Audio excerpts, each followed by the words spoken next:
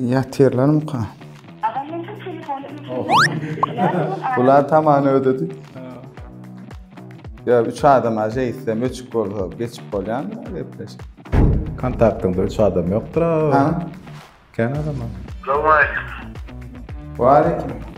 Olmaya da. Yaxşı. Bağımına.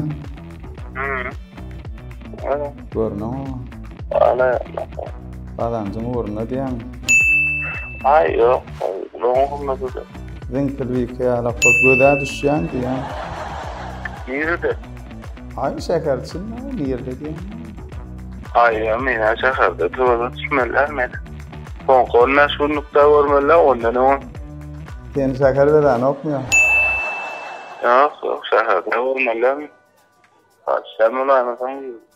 Ay teade köyün okulca bağdadan çıkıyan kanki. Kaçlar? Ne açığın olur? Ay bir kuna oğlu ay ne giyiştaydı giyiş oğlu gitsen etmedim da. Bağdan'dan? Ne mi daş oğlu aradan sondan çıkıyan kanki. Ay ya sarışıklar anlamı. Ben gittim gibi. Giyizerek olun etmedi yani. Aa. Anına bak geliyor.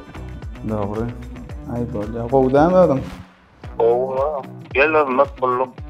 Ay ya şu apartman uzağı şey oturuyor mu? Ay lan. Ay gör yani o zaman işte var yaptı lan. Kendi var onun. Sen şekerде derdi yani daha öğrendim şekerde yapıyordum. Su atma. Yani su atma. Ya şu öyle eve diyecek kolay. Uğur oyun şimdi ben sana ne mi diyecek olmayı? Ha şekerde gördüm diye boynun aramak da ha. Su atma. Yok o bir kunluk dedi yani şu an. Ya sen mena bu kunluk demedim bana bağladı. Aktriz ay benim mala değil. Bağla bak şunlar makineler aldı. O yüzden mi?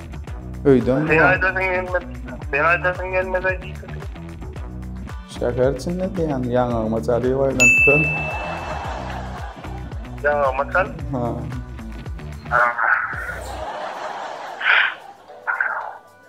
Ayağın hakkı ne mi? Kokna khaladım la yok halı şap. Halı şu yani şu an. Öyden sen. Aa. Ay böyle. Gel lan görüşürler bile. Kaçak. Ha? Görüşürler diyen yettin ha diyen. Güzel mi değil? Masinem yok diyen ay besesten ay olur ya daha olmaz. Öyde olsun gelmeli ol yani. Ya maşinin yok da.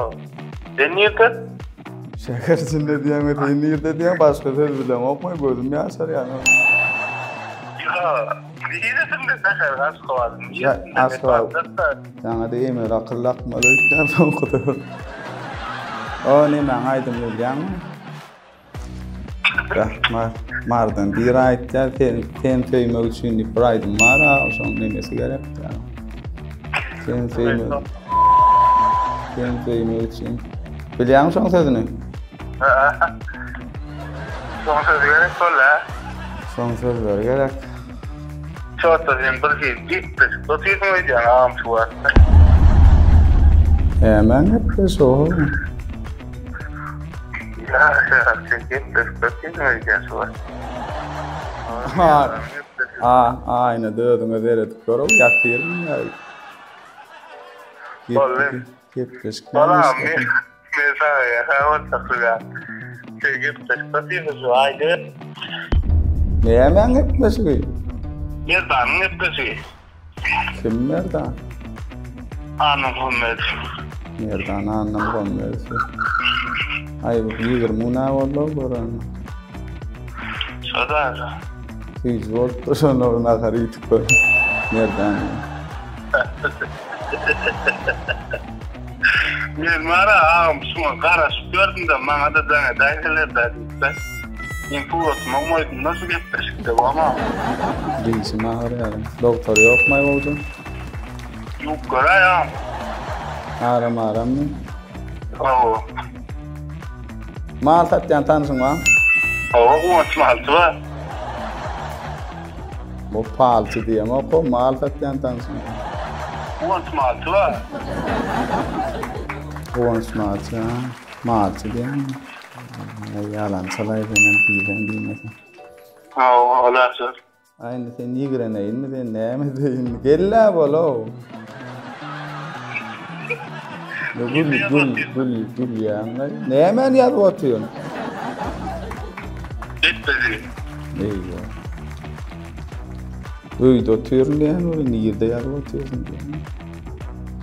Ha, onu biliyorum. Aylan ay. Öyle olay havalaşar. Öyle.